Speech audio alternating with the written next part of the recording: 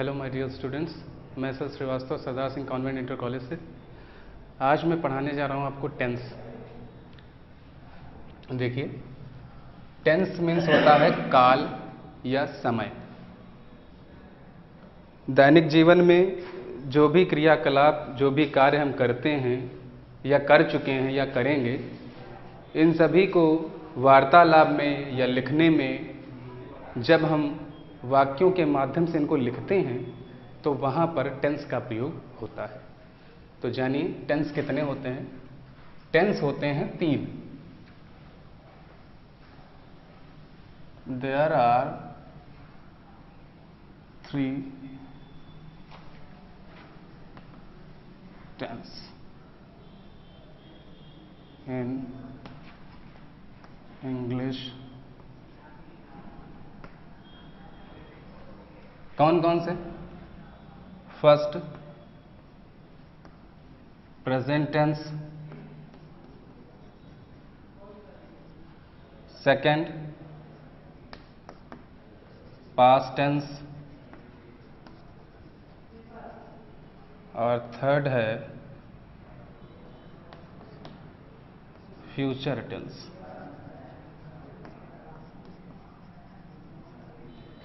Present tense का अर्थ होता है वर्तमान काल। पास्ट टेंस का होता है भूतकाल। और फ्यूचर टेंस का अर्थ होता है भविष्यत काल।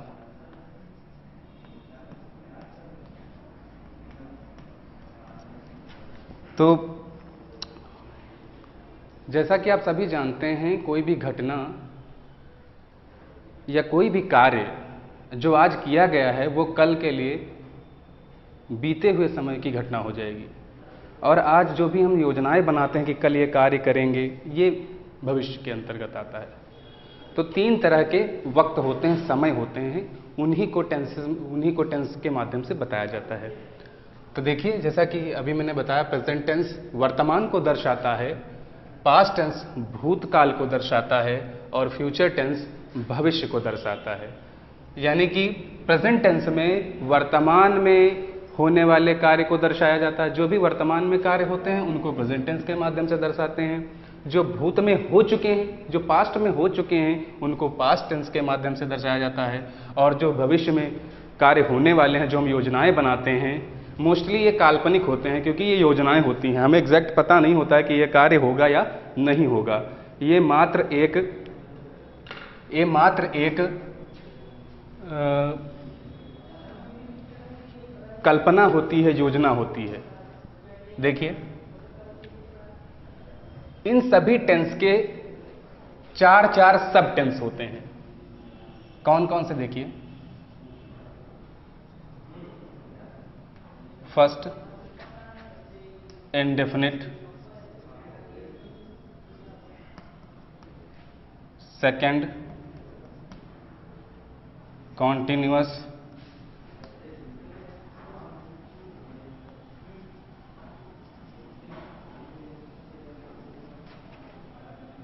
Third, perfect. और फोर्थ है परफेक्ट कॉन्टिन्यूअस।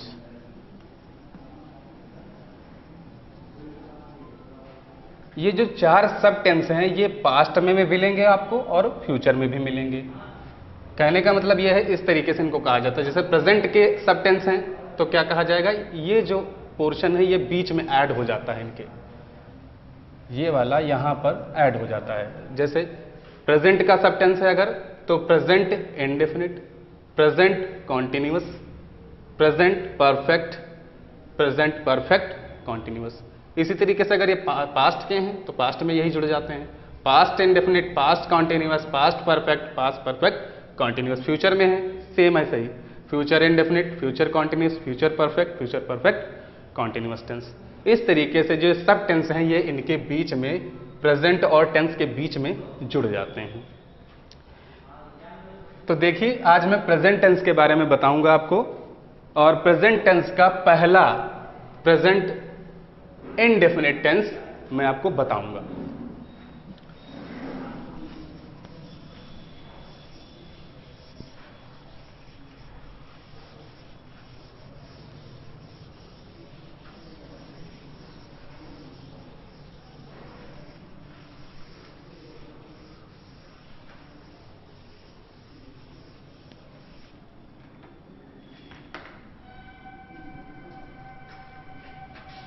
वीडियो पॉज किया,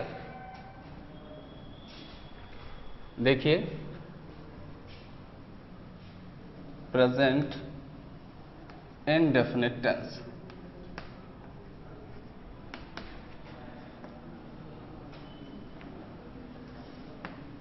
देखिए इनडेफिनिट मीन्स क्या होता है, अनिश्चित, जिसमें अनिश्चितता को दर्शाया जाता है उसको बोलते हैं प्रेजेंट इनडेफिनिट टेंस। इस तरह के सेंटेंसेस में आपको अनिश्चितता दिखाई देती है, अनिश्चय, अनिश्चय,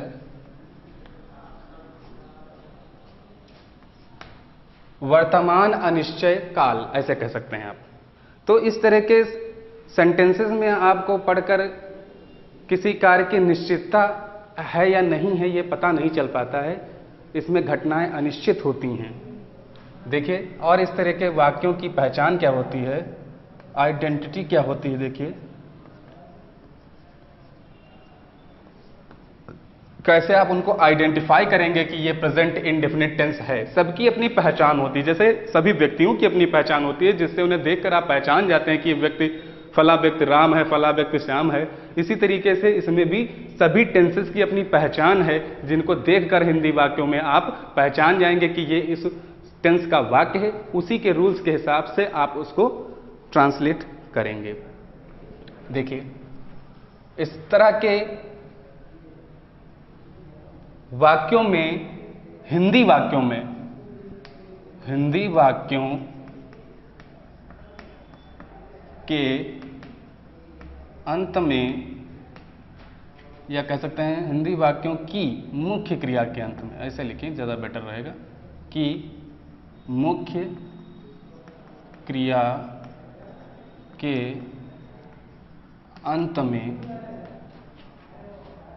ता है, ती है, ते हैं,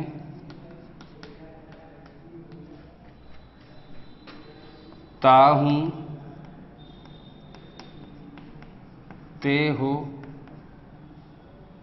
इत्यादि शब्द आते हैं। इत्यादि इसलिए लिख देते हैं ताकि अगर कोई बचा है, छूटा हुआ है, जो हमने नहीं लिखा है, वो भी इसमें आ जाएगा। इत्यादि शब्द आते हैं। देखिए हिंदी वाक्य दिया होगा, उसी को आपको इंग्लिश में ट्रांसलेट करना होगा। तो पहचान तो आपको हिंदी वाक्य से ही मिलेगी ना, हिंदी वाक्य में ही आपको कुछ देखना पड़ेगा, उसी से आप पहचानेंगे। तो हिंदी वाक्य अगर लिखा है और उसके मुख्य क्रिया के अंत में, या कह लीजिए सेंटेंस के आखिर में अगर ता है, ती है, ते हैं, ता हूं, ते हो, इस तरह के शब्द आए तो समझ लीजिए कि वो प्रेजेंट इंडेफिनिट टेंस है। देखिए प्रेजेंट इंडेफिनिट टेंस के अंतर्गत 4 तरह के वाक्य आते हैं। सभी में 4 तरह के वाक्य आते हैं, कोई भी टेंस हो इसमें भी 4 तरह के वाक्य आते हैं। अब देखिए 4 तरह के वाक्य हैं तो 4 अलग अलग तरह से बनेंगे, इसलिए 4 तरह के अलग अलग नियम आपको हम बताएंगे। कौन कौन से वाक्य आते हैं, कौन कौन से वाक्य आते हैं? देखिए अफर्मेटिव, पहला क्या होता है? अफर्मेटिव। दूसरा निगेटिव। तीसरा इंटरगेटिव। और चौथा है इंटरगेटिव नेगेटिव। तो देखिए वाक्यों के प्रकार जो मैंने चैप्टर पढ़ाया है इससे पहले, उसमें मैंने आपको वाक्य के प्रकार बताए हैं। वाक्य के प्रकार बताए हैं तो उसमें मैंने बताया था असर्टिव, तो असर्टिव बताया था। असर्टिव के अंतर्गत आपका अफर्मेटिव और नेगेटिव दोनों तरह के वाक्य आते हैं, ये भी मैंने बताया था। तो ये तो आप जान गए होंगे। आपको इंट्रोगेटिव भी बताया था, इंट्रोगेटिव नेगेटिव नहीं बताया था, मैं बता दे रहा हूं, फिर से बता दे रहा हूं। सारी। अफर्मेटिव सकारात्मक वाक्य होते हैं जिनसे किसी घटना के होने का, किसी कार्य के होने का बोध होता है, पॉजिटिविटी होती है इन सेंटेंसेस में, कोई काम हो रहा होता है। निगेटिव में क्या होता है, इसमें कार्य नहीं हो रहा होता है, नकारात्मकता दर्शाई जाती है, वाक्य में कोई भी कार्य हो नहीं रहा होता है। इस तरीके के वाक्यों में नहीं, कभी नहीं, इस तरीके के शब्द आते हैं। इंटेरोगेटिव सेंटेंस क्या होते हैं, इंटेरोगेटिव सेंटेंस जिनमें कोई प्रश्न पूछा जाता है, ये दो तरह के होते हैं, एक तो ए टाइप और एक बी टाइप। ए टाइप वाक्य वह होते हैं जिनकी शुरुआत क्या से होती है, इनका उत्तर आप हाँ या ना में दे सकते हैं, यस या नो में दे सकते हैं, इसलिए इनको यस नो टाइप सेंटेंस भी, क्वेश्चन भी कहते हैं। दूसरा होता है बी टाइप, जिसके बीच में कोई क्वेश्चन वर्ड आता है, कहाँ, कब, क्यों, इस तरीके के शब्द आते हैं, तो इनको बोलते हैं बी टाइप, और इनका उत्तर हम पूरा उत्तर देंगे तभी उत्तर दे पाते हैं, हाँ या ना में इनका उत्तर नहीं दे सकते हैं। और ये दोनों तरह के वाक्य प्रश्न ही पूछते हैं, इसलिए इनको क्या बोलते हैं, इंटरगेटिव सेंटेंस। फिर आ जाइए इंटरगेटिव निगेटिव सेंटेंस। देखिए इंटरगेटिव प्लस निगेटिव दोनों का जोड़ होता है। मतलब कहने का यह है कि इसमें कोई प्रश्न भी पूछा जाता है और वाक्य नकारात्मक भी होता है।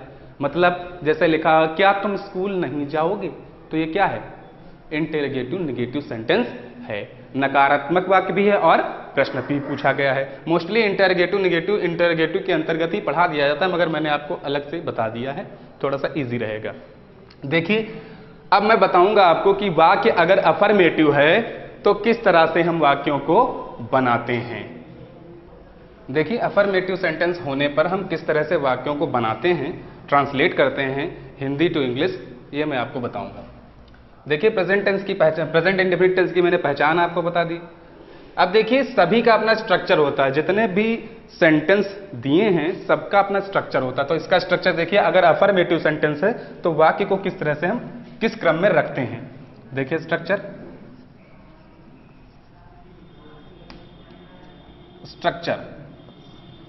देखिए सबसे पहले क्या लिखते हैं हम, सब्जेक्ट, फिर लिखते हैं first form of verb, first form of verb, इसमें एस या ईएस को जोड़ते हैं, फिर लिखते हैं अदर वर्ड्स और फिर लगता है इसमें फुल स्टॉप। तो देखिए ये स्ट्रक्चर है अफर्मेटिव सेंटेंस के लिए, केवल अफर्मेटिव सेंटेंस के लिए है, ठीक है। प्रेजेंट इंडेफिनिट टेंस के अफर्मेटिव सेंटेंस के लिए ये स्ट्रक्चर है। अब देखिए जैसे कोई एग्जाम्पल दिया है, एग्जाम्पल भी तो देखिए तभी समझ में आएगा। जैसे लिखा हुआ है, हिंदी में कोई सेंटेंस लिखा है, वह स्कूल जाता है, तो देखिए अब वाक्य आप देखेंगे तो पहचान भी, इसमें सारी चीजें आपको मिलेंगी। देखिए ता है, इसमें आया है, इसका मतलब ये प्रेजेंट इंडेफिनिट टेंस का वाक्य है। अभी मैंने पहचान आपको बताई थी, ता है, ती है, ते हैं, ताऊं, ते हो, है ना। तो इसमें क्या आया है, ता है, इसका मतलब ये प्रेजेंट इंडेफिनिट टेंस का वाक्य है। पहली चीज क्लियर हो गई कि ये प्रेजेंट इंडेफिनिट टेंस का वाक्य है। इसके बाद देखिए कि ये वाक्य कैसा है, अफर्मेटिव है, निगेटिव है, इंटरोगेटिव है या इंटरोगेटिव निगेटिव है। तो ये अभी हमें देखना है। तो हमने अफर्मेटिव सेंटेंस की क्या पहचान बताई थी, इसमें कार्य होना पाया जाता है, पॉजिटिविटी होती है वाक्य में, सकारात्मक वाक्य होते हैं। तो इसमें देखिए कार्य होना पाया जा रहा है, कोई क्वेश्चन मार्क लगा है, नहीं लगा है, कभी नहीं लगा, कुछ भी नहीं है। इसका मतलब ये क्या है, अफर्मेटिव सेंटेंस है। अगर अफर्मेटिव सेंटेंस है तो इस तरह से हम शब्दों के क्रम को रखेंगे तो ये वाक्य बन जाएगा। देखिए क्या करेंगे, सबसे पहले वह की इंग्लिश लिखेंगे, क्योंकि इंग्लिश में हमें ट्रांसलेट करना है, तो वह की इंग्लिश क्या होती है, ही। फिर क्या लिखेंगे, first form of verb. Verb की 3 फॉर्म होती हैं, आपको पता है, मेन 3 फॉर्म होती हैं। तो इसमें कौन सी फॉर्म रखनी है, फर्स्ट फॉर्म। जाने की इंग्लिश क्या होती है, गो, गो लिख दिया हमने। अब इसमें हमें एस या ईएस जोड़ना है। हमने देखिए वो रूल बताया था, एस या ईएस जोड़कर बहुवचन बनाना। उसमें एक चीज मैंने बताई थी, कहां पर ईएस जोड़ा जाता है, अभी मैं यहां भी बता दूंगा। तो यहां पे क्या जोड़ेंगे, ईएस जोड़ेंगे, क्योंकि लास्ट में क्या आया है, ओ आया है। ठीक है, मैंने क्या बताया था, CH SH O X S double S। अगर किसी वर्ड के लास्ट में ये अक्षर आते हैं तो वहां पर क्या जोड़ते हैं हम, ES जोड़ते हैं, ES जोड़ते हैं। ठीक है, तो यहां पर क्या जोड़ देंगे हम, ES। S या ES में से कुछ हमें एक ही जोड़ना है, दोनों नहीं जोड़ने हैं, तो यहां पर क्या जुड़ेगा, ES जुड़ेगा, क्योंकि ये अक्षर है। इसमें क्या आया है, O आया है, तो O आया है, इसलिए हम क्या जोड़ देंगे, इसमें ES जोड़ देंगे। ही गोज, फिर क्या कह रहा है, अदर वर्ड्स टू स्कूल। जब कोई डेस्टिनेशन दिखाई जाती है तो उससे पहले प्रीपोजिशन टू का प्रयोग किया जाता है। इसका हिंदी में अर्थ क्या निकला, वह स्कूल को जाता है। अब यहां हिंदी में को नहीं लिखा जाता है, मगर इंग्लिश में टू लगाने से वो सही सही अर्थ निकलता है। तो इस तरह से हम अफर्मेटिव सेंटेंस को ट्रांसलेट करते हैं। अब इसके बाद देखेंगे निगेटिव सेंटेंस। देखिए निगेटिव सेंटेंस, अभी आपने अफर्मेटिव देखा, अब देखिए निगेटिव सेंटेंस और इसका स्ट्रक्चर।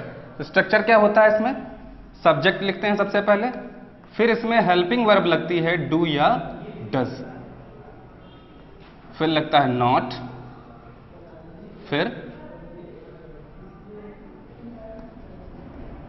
मेन वर्ब की फर्स्ट फॉर्म, हम ऐसे लिखे दे रहे हैं, थोड़ा शॉर्ट में हो जाएगा, फिर अदर वर्ड्स और फिर क्या लगेगा, फुल स्टॉप। सेम वैसा ही है।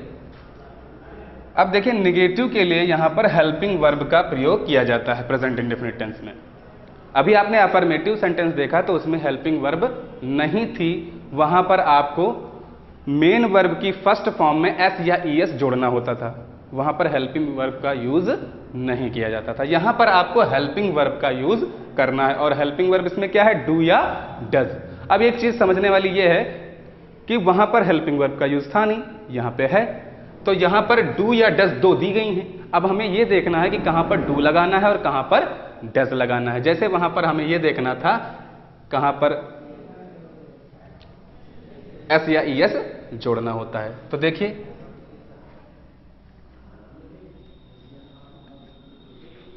डू का प्रयोग हम कहां करते हैं, आई, वी, दे, यू, इनके साथ हम डू का प्रयोग करते हैं। डज का किसके साथ प्रयोग करते हैं, डज का देखिए he, she, it, he, she, it, और इसके साथ जोड़ दीजिए plus plural noun plus singular noun. ठीक है, ये सभी क्या है, प्रोनाउन है, और ये नाउन। नाउन भी तो आता है वाक्य में, वह, हम, ये सब क्या है, प्रोनाउन है। अभी इसी की जगह किसी का नाम आ जाए, राम, श्याम, है ना, तो वो नाउन होते हैं। तो देखिए वाक्य में डू का प्रयोग आई, वी, दे, यू, अगर ये सब्जेक्ट के स्थान पर आते हैं तो हम किसका प्रयोग करते हैं, डू का। और अगर सब्जेक्ट के स्थान पर ही, शी, इट या कोई सिंगुलर नाउन, किसी एक व्यक्ति का नाम, किसी एक वस्तु का नाम, किसी एक स्थान का नाम, किसी एक जानवर का नाम, किसी एक पक्षी का नाम, ये आते हैं तो वहां पर डज का प्रयोग करते हैं। एग्जाम्पल के माध्यम से मैं अभी आपको बताऊंगा। देखिए जैसे लिखा हुआ है, अभी मैंने एक वाक्य लिखा था उसी को निगेटिव में लिख दे रहा हूं, वह स्कूल नहीं जाता है। अब देखिए ये वाक्य बिल्कुल वैसा है, बस इसमें क्या आ गया है, नहीं। नहीं आने से ये वाक्य नकारात्मक हो गया, नेगेटिव सेंटेंस हो गया, तो इसका बिल्कुल स्ट्रक्चर चेंज हो जाएगा, ये दूसरे तरह से बनेगा। देखिए क्या करेंगे हम, ही के लिए क्या लिखेंगे, सॉरी वह के लिए क्या लिखेंगे, ही लिखेंगे। फिर अभी हम इसमें क्या लगाना है, हमें डू या डज, हेल्पिंग वर्ब का यूज करना है, क्योंकि ये वाक्य नेगेटिव है। तो देखिए वह के साथ क्या लगेगा, ही, शी, इट, और सिंगुलर नाउन के साथ क्या लगता है, डज लगता है। क्या लगता है, डज। तो क्या लगाएंगे, ही, डज, और फिर क्या लगेगा, नॉट, फिर वर्ब की फर्स्ट फॉर्म, मेन वर्ब की फर्स्ट फॉर्म लगेगी, जो कि उसमें भी लगाई गई थी, बस उसमें ES जोड़ दिया गया था, यहां पर ES नहीं जोड़ना है। तो क्या करेंगे, he does not go to school. इस तरह से वाक्य को हम बनाते हैं। अब देखिए इंटरोगेटिव सेंटेंस। इंटरोगेटिव सेंटेंस अभी मैंने शुरुआत में बताया दो तरह के होते हैं, एक को बोलते हैं ए टाइप और एक को बोलते हैं बी टाइप।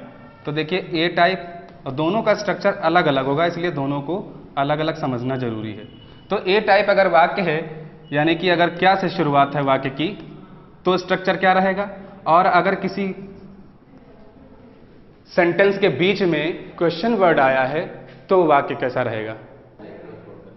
देखिए ए टाइप यानी कि वाक्य की शुरुआत क्या से होगी, अभी मैंने पहले ही बताया आपको।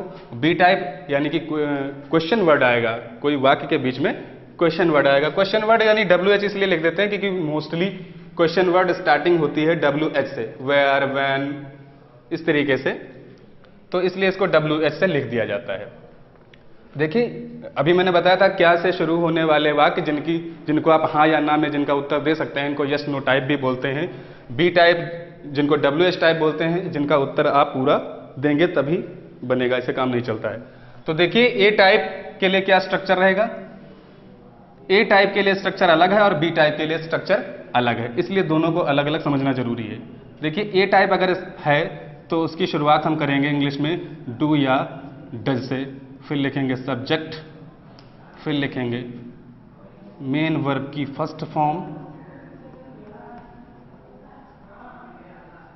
अदर वर्ड, और इसके लास्ट में लगता है क्वेश्चन मार्क, इसमें फुल स्टॉप नहीं लगता है। इसमें देखिए जिनके बीच में कोई क्वेश्चन वर्ड आता है उनकी स्टार्टिंग ही क्वेश्चन वर्ड से होती है, यानी कि सबसे पहले क्या लिखेंगे WH, फिर लिखेंगे डू या डज। सेम वैसा ही होता है, केवल WH आगे लगा देंगे, पूरा वही उतार देंगे। WH डू या डज, सब्जेक्ट, याद करना इतना मुश्किल नहीं है, एक बना लीजिए, सब वैसे बनते चले जाते हैं स्ट्रक्चर, और क्वेश्चन मार्क। ये दोनों वाक्य अलग अलग तरह के हैं, इसलिए थोड़े दोनों के स्ट्रक्चर अलग हैं, कुछ ज्यादा डिफरेंस है नहीं, केवल इसमें WH शुरुआत में आ गया है। अब दोनों के आप एग्जाम्पल देखिए तो आपको क्लियर होगा। पहले का एग्जाम्पल देखिए, क्या वह, जो वाक्य मैंने लिखा है वही मैं लिखता रहूंगा कंटिन्यूस, ताकि आपको डिफरेंस भी पता चलता रहे वाक्यों में क्या डिफरेंस होता है। क्या वह स्कूल जाता है। सबसे पहले आपने अफर्मेटिव वाक्य देखा, अफर्मेटिव सेंटेंस देखा, उसमें क्या देखा आपने, वह स्कूल जाता है। फिर आपने नेगेटिव देखा तो उसमें क्या हो गया था, वह स्कूल नहीं जाता है। फिर आप इंटेरोगेटिव देख रहे हैं ए टाइप, तो इसमें क्या देख रहे हैं, क्या वह स्कूल जाता है, ये एक क्वेश्चन है, एक प्रश्न है। दूसरा देखिए example B type, B type जैसे लिखा है वह स्कूल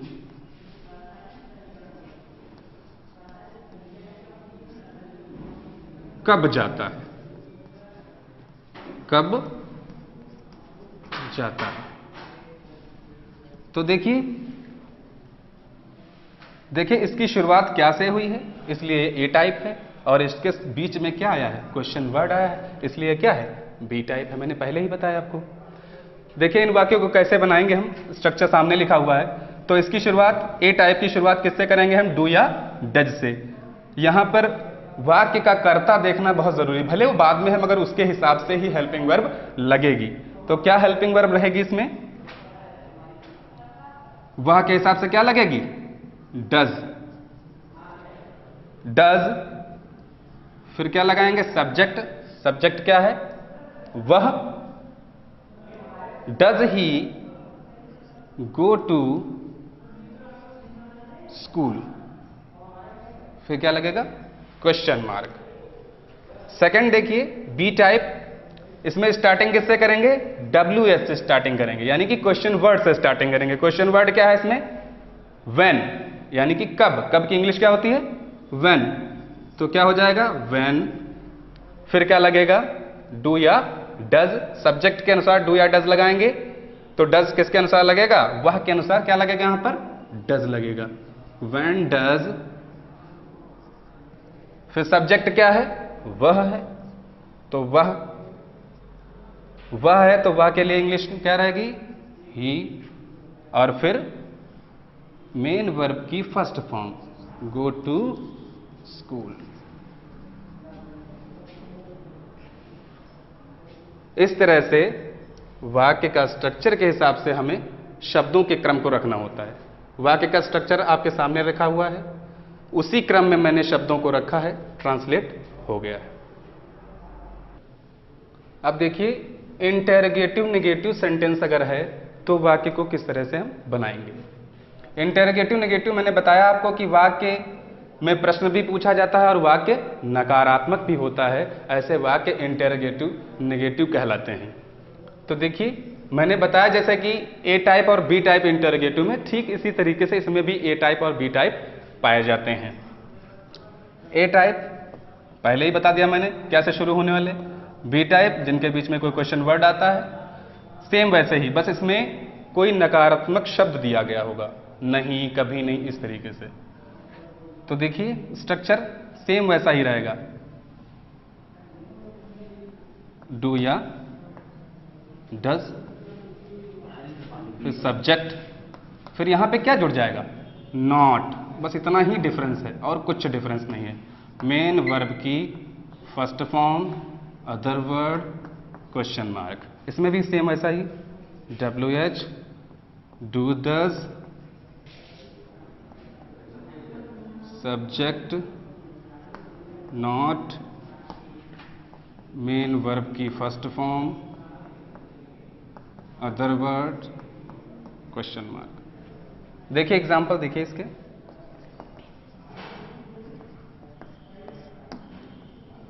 क्या वह स्कूल नहीं जाता है। पिछला वाक्य आपने देखा था, उसमें क्या लिखा था, क्या वह स्कूल जाता है, और इसमें क्या लिखा, क्या वह स्कूल नहीं जाता है। तो इसमें क्या आ गया है, नहीं, इसलिए ये नकारात्मक वाक्य हो गया इंटेरोगेटिव वाक्य के साथ साथ, यानी कि प्रश्न सूचक वाक्य के साथ साथ ये नकारात्मक भी है, इसलिए इसे इंटेरोगेटिव नेगेटिव सेंटेंस कहेंगे। देखिए बी टाइप,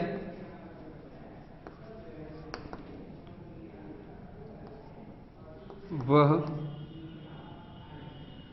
स्कूल